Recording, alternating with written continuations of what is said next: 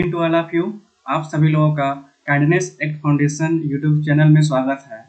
दोस्तों, आप लोग ये अवगत हो गया होगा कि मैं सभी वनडे एग्जाम्स के लिए भारत का भूगोल स्टार्ट किया हूँ, जिसका पहला चैप्टर भारत की स्थिति एवं विस्तार चालू किया हूँ और मैंने इसके ऑलरेडी 3 लेक्चर कंप्लीट कर चुके हैं, जिसमें मैंने ये टॉपिक कवर किए हुए हैं। ग्लोब में भारत की स्थिति, अक्षांशीय देशांतरी विस्तार, दूरस्थ बिंदु और उनके बीच की दूरी, भारत के राज्य, तटीय राज्य, स्थलीय राज्य, पड़ोसी देश और राज्यों पड़ोसी देशों से सीमा साझा करने वाले राज्य के बारे में, क्षेत्रफल के बारे में, कर्क और मकर रेखा के बारे में मैंने कंप्लीट कर लिया है। और आज ये लास्ट टॉपिक जो बचा है, केंद्र शासित प्रदेश, ये भी कंप्लीट आज हो जाएगा। तो आइए अपना नया सेशन स्टार्ट करते हैं, केंद्र शासित प्रदेश। दोस्तों, मैंने पहले या दूसरे लेक्चर में ही बताया था कि यहाँ कितने राज्य हैं और कितने केंद्र शासित प्रदेश हैं।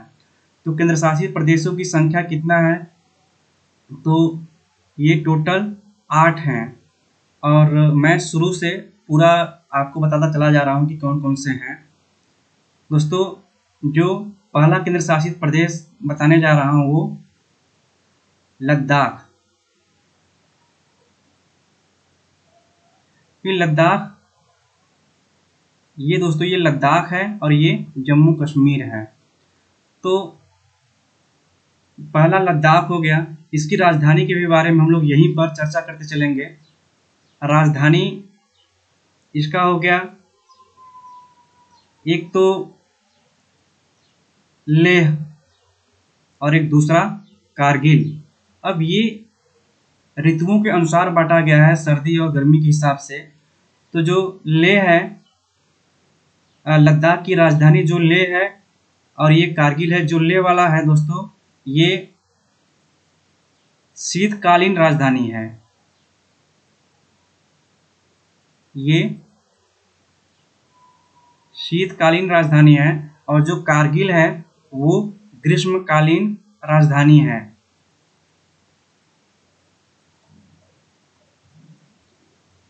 और दूसरा की बात करें, जम्मू एंड कश्मीर, इसकी भी 2 राजधानी है,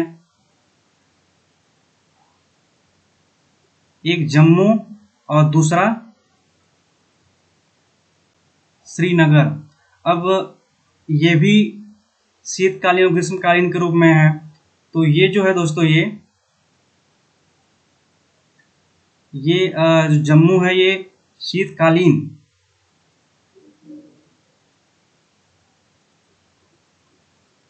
ये शीतकालीन राजधानी है और ये श्रीनगर ग्रीष्मकालीन राजधानी है। आपको याद होगा जब मैं राज्य की राजधानी 3-4 स्टेट का बताया था, तो उसमें उत्तराखंड और हिमाचल प्रदेश का भी सेम इसी तरीके से बताया था। उसे याद करने के लिए मैं ये फंडा अपनाया था कि समर मीन्स क्या होता है दोस्तों, ये गर्मी। जो एक एस को लिया था और एक ग को लिया था। अगर इसमें चाहे जो भी मुझे स से अगर ये हिंदी में भी स मिल जाता, जी से मिल जाता, तो हम लोग उसे उसी ट्रिक से कर लेते थे। अब जरा देखिए, लेह और ये कारगिल, कारगिल में ग दिखाई दे रहा है, तो ये गर्मी यानी ग्रीष्मकालीन राजधानी है। अब लेह में ना तो मुझे स दिखाई दे रहा है, ना एस दिखाई दे रहा है, ना ग दिखाई दे रहा है, ना ये जी दिखाई दे रहा है। ऐसे ही जम्मू में दोस्तों, जम्मू में यहाँ पर मुझे श्री दिखाई दे रहा है, श्रीनगर और ये गर भी दिखाई दे रहा है, दोनों। तो दोनों से क्या हो गया, ये ग्रीष्मकालीन राजधानी है। इस तरीके से आप लोग इसे याद कीजिए।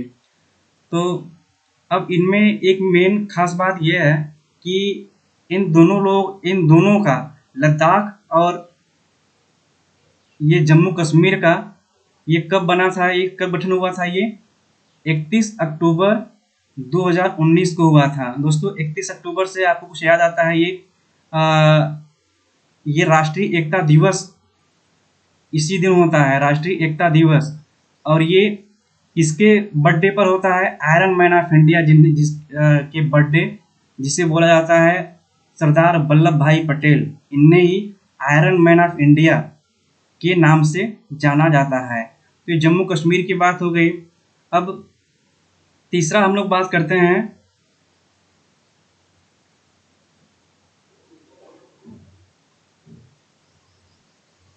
दमन दीव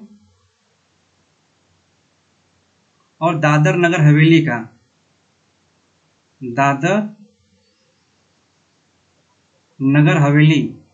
तो सबसे पहले मैं आपको ये दिखाना चाहता हूँ कि ये दमन दीव, दादर और नगर हवेली कहाँ पर है, क्योंकि लद्दाख और जम्मू कश्मीर तो आप जान के कहाँ पर है। अब इसकी अगर बात करते हैं कि ये कहाँ पर है, तो जरा इसका वो देखिए दोस्तों।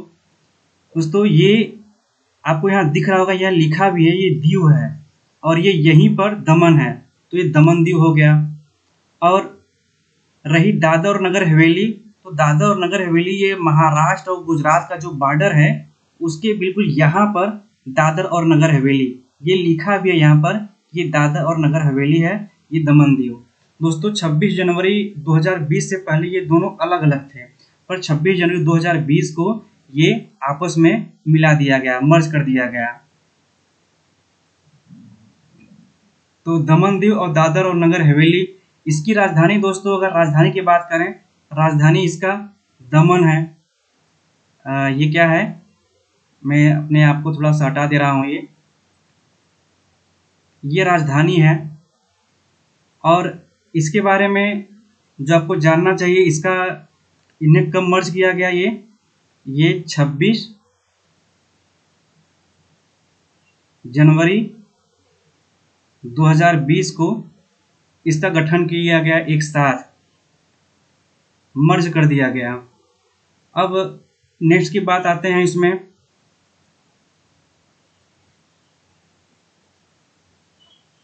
दोस्तों एक तो चंडीगढ़ और एक दिल्ली, इसके बारे में बात करते हैं दोस्तों दिल्ली आपको यहाँ दिखाई दे रहा है, ये दिल्ली है, ये दिल्ली है।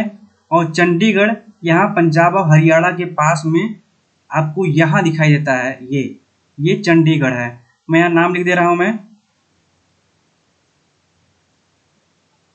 तीसरे की बात करते हैं, चंडीगढ़ और ये दिल्ली है, नाम लिखा ही है, ये दिल्ली है। तो चौथा केंद्र शासित प्रदेश की बात करें तो ये चंडीगढ़ है। इसकी राजधानी क्या है, इसकी राजधानी चंडीगढ़ ही है, ये क्या है, राजधानी। और नेक्स्ट की बात करते हैं दिल्ली। दोस्तों दिल्ली की राजधानी, ये तो इसकी ये पूरे भारत की राजधानी है। यहाँ पर हमें राजधानी के स्थान पर क्या जानने की जरूरत है कि इसे कब राष्ट्रीय राजधानी क्षेत्र घोषित किया गया था। यही एक ऐसा केंद्र शासित प्रदेश है जिसे राष्ट्रीय राजधानी क्षेत्र घोषित किया गया या इसे विशेष दर्जा दिया गया।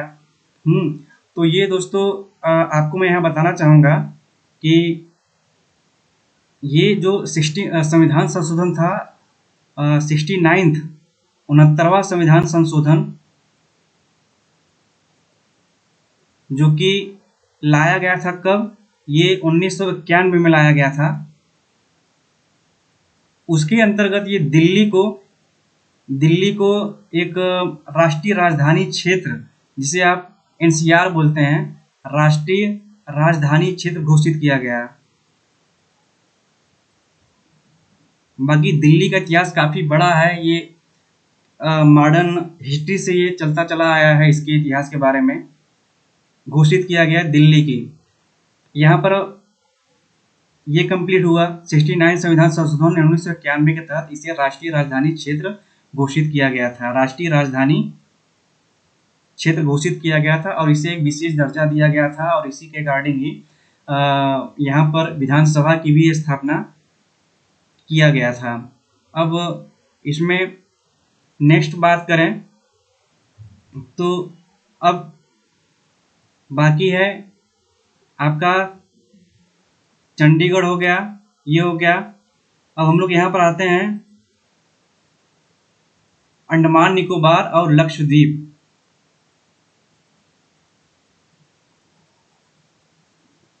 एक बच गया दोस्तों, पांडिचेरी बच गया। पांडिचेरी के बारे में बताता हूँ मैं आपको। सबसे पहले पांडिचेरी की ये बात कर लेते हैं। पांडिचेरी नहीं, इसका नाम है पुदुचेरी। दोस्तों पुदुचेरी की बात करें, इसमें टोटल 4 जिला है और 4 जिला कौन कौन से हैं वो पूरा नाम लिख रहा हूँ मैं। एक तो यमन है और दूसरा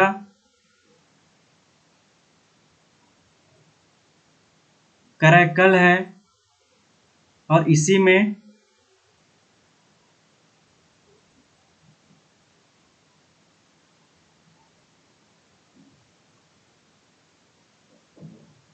पुदुचेरी है और एक तीसरा माहे। माहे आपको याद होगा कि मैं लास्ट सेशन में ही बताया था कि ये सबसे छोटा जिला है। तो ये टोटल इसमें कितने जिले हैं? टोटल इसमें 4 जिला है। जिस तरीके से लद्दाख में 2 जिला है, लेह और कारगिल, इसी तरीके से पुदुचेरी में 4 जिला है, यमन, करैकल, पुदुचेरी और माहे। इसमें ये पूछा जाता है दोस्तों, ये कहाँ पर है? ये यमन दोस्तों देखिए यहाँ पर, ये यनम है और ये किस राज्य में पड़ता है? ये आंध्र प्रदेश में पड़ता है। ये आंध्र प्रदेश में पड़ता है। साथ में करैकल, करैकल और पुदुचेरी दोनों देखिए, ये करैकल है और ये पुदुचेरी है। ये दोनों कहाँ पड़ता है? ये तमिलनाडु में है दोस्तों। ये तो ये तमिलनाडु हो गया। अब माहे, माहे केरल में पड़ता है। जरा देखिए उसके ऊपर मैंने लिख दिया हूँ, ये माहे है। ये तो ये माहे कहाँ पड़ता है? ये केरल में, जो कि ये क्या है? भारत का सबसे छोटा जिला है। अगर सबसे बड़े जिले की बात किया जाए तो वो लद्दाख का जो एक जिला है, भारत का सबसे बड़ा जिला। और लेह जो है ये सबसे, दोस्तों यहाँ पर सबसे छोटा जिला, मैं मिक्सअप बता रहा था इसलिए गलती हो जा रहा है मुझे। ये सबसे छोटा जिला है और जो लेह है ये भारत का सबसे बड़ा जिला है। अब हम लोग यहाँ पर आते हैं जो कि सबसे इम्पॉर्टेंट है, अंडमान निकोबार और बाकी एक लक्षद्वीप है। तो ये काफ़ी ध्यान से देखिएगा दोनों। मैं इसे यहाँ पर मिटा रहा हूँ, आप लोगों को पता चल गया होगा बाकी जो चीज़ें थी।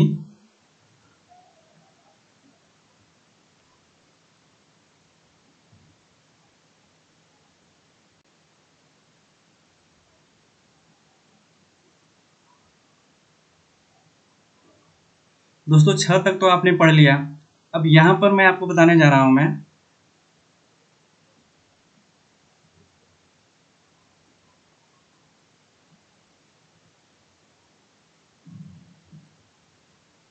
सातवां लक्षद्वीप के बारे में। अब देखिए दोस्तों, लक्षद्वीप मैंने जो मैं पहले पढ़ा, मैं पुदुचेरी का राजधानी ये पुदुचेरी ही है। उसमें 4 जिला थे ना, तो जो पुदुचेरी की राजधानी ये क्या है? पुदुचेरी है। लक्षद्वीप की राजधानी की बात करते हैं। लक्षद्वीप की राजधानी ये कावारत्ती है। ऐसे ही अंडमान निकोबार की राजधानी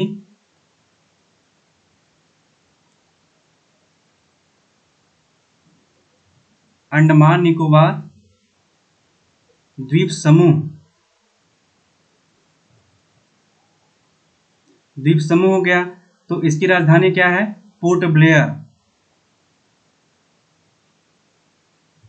राजधानी क्या है? Port Blair. अब दोस्तों हम लोग इसी में अब लक्षद्वीप और अंडमान द्वीप के बारे में जरा देख लेते हैं अच्छे से। देखिए दोस्तों, ये लक्षद्वीप है और यहाँ पर ये अंडमान निकोबार है।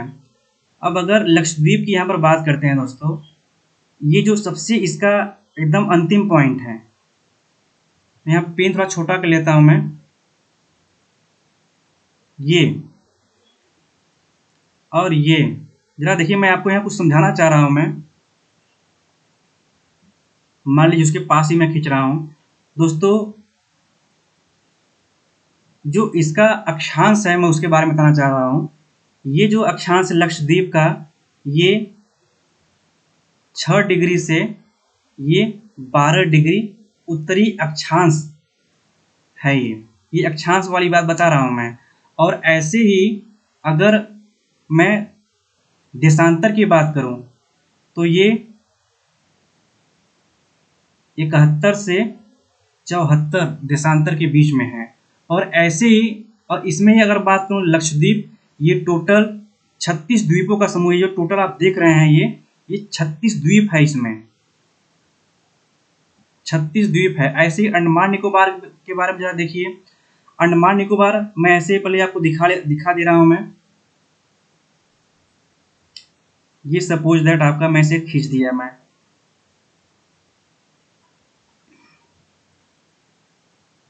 ये अब यहाँ की बात करते हैं। ये क्या है?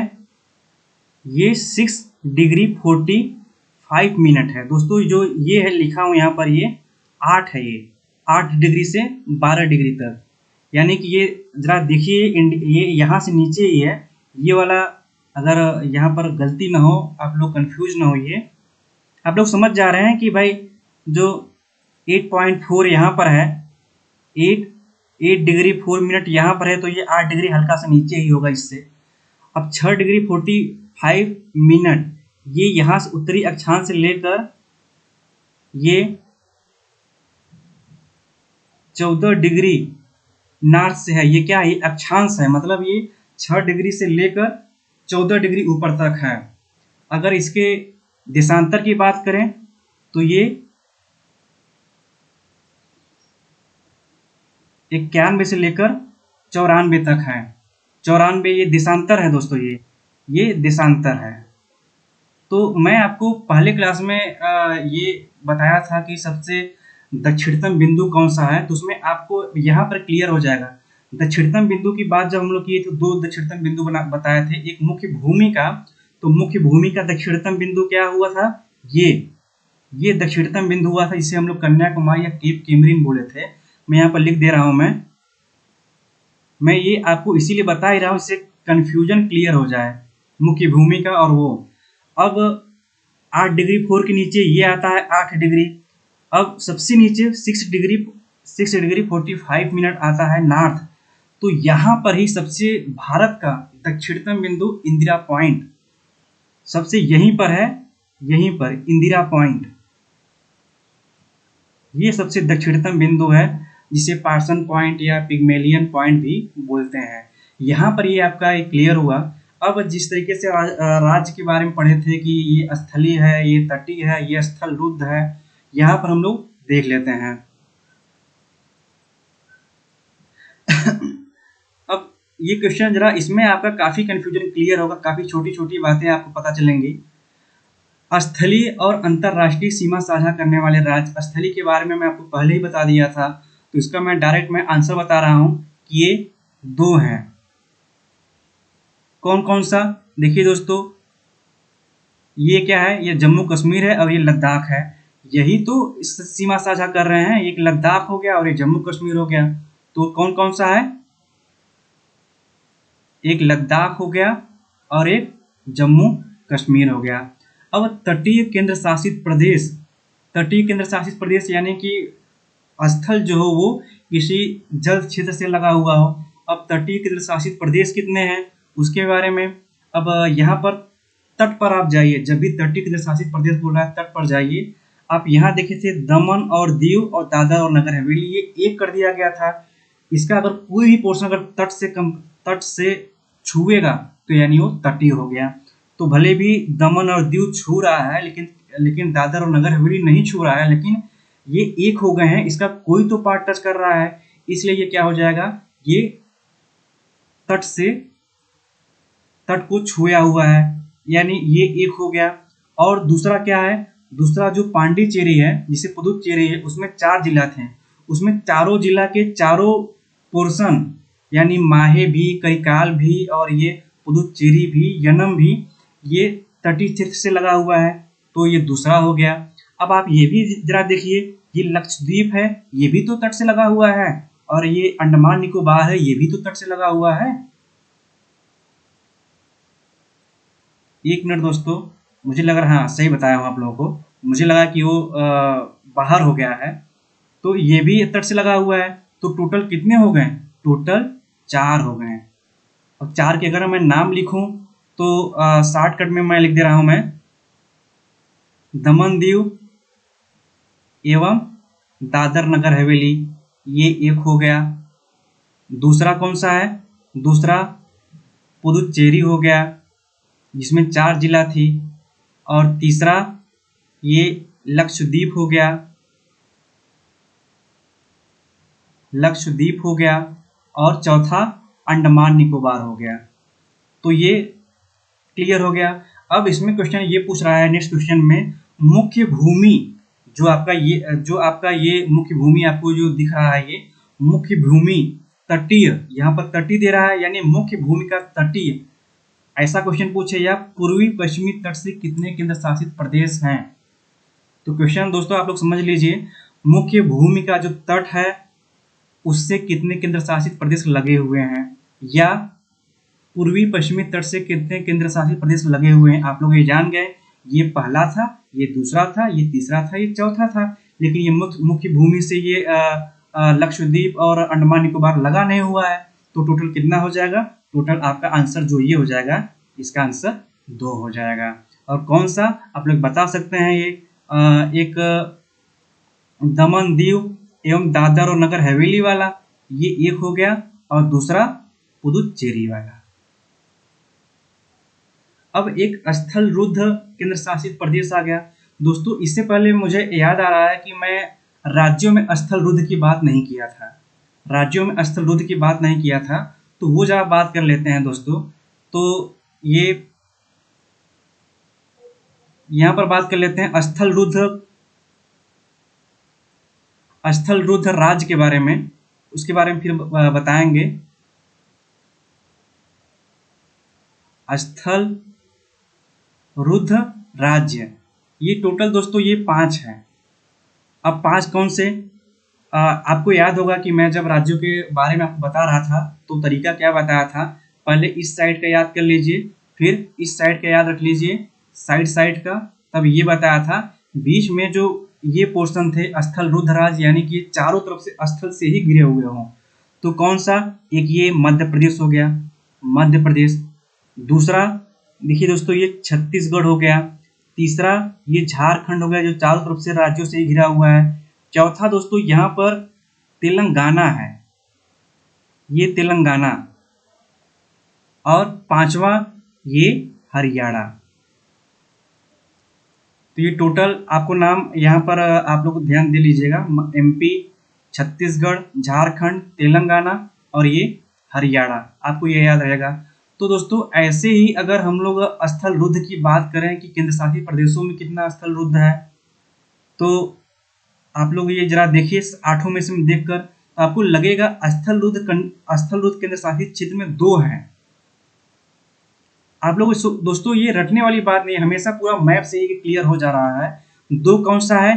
एक यहाँ मेरा दिल्ली है, एक ये दिल्ली है, और एक यहाँ पर पंजाब हरियाणा के बीच में एक यहाँ आपको दिखाई दे रहा है, ये हरियाणा है। तो कौन सा? दिल्ली और चंडीगढ़। दोस्तों यहाँ पर आपका सारे जो भारत की स्थिति एवं विस्तार है, ये टोटल मैंने काफ़ी अच्छी तरीके से किया कंप्लीट। और आप लोगों को ये चाहिए कि मैप से ही आप लोग ये चैप्टर पढ़ाई करें, क्योंकि आप देखे होंगे कि मैं पूरा मैप से ही इस चैप्टर्स को कंप्लीट करने की कोशिश किया। और यहाँ पर हमारा जो पहला चैप्टर होता है वो कंप्लीट होता है, और नेक्स्ट चैप्टर स्टार्ट होगा भारत का भौतिकी प्रदेश। तो दोस्तों और मैं क्या बोलूँ, मैं यहाँ पर आप लोगों के लिए काफ़ी मेहनत कर रहा हूँ, और आप लोगों को अगर अच्छा लगे तो प्लीज़ आपका जो भी व्हाट्सएप ग्रुप हो, फेसबुक हो, उसमें शेयर करिए, लोगों को बताइए कि हाँ ये अच्छा पढ़ा रहे हैं कि नहीं पढ़ा रहे हैं, जैसा आप लोगों को लगे। और आप लोग उनसे सब्सक्राइब करने के लिए और साथ में पढ़ने के लिए बोलिए, जिससे मेरा मोटिवेशन काफ़ी ऊपर हो सके। वैसे मैं खुद के सेल्फ बिलीव पर काफ़ी ज़्यादा फोकस करता हूँ, फिर भी आप लोग मेरा साथ दीजिएगा। तो नेक्स्ट वीडियो में मैं ये भारत का भौतिक प्रदेश लेकर आपसे मिलता हूँ। नमस्कार दोस्तों।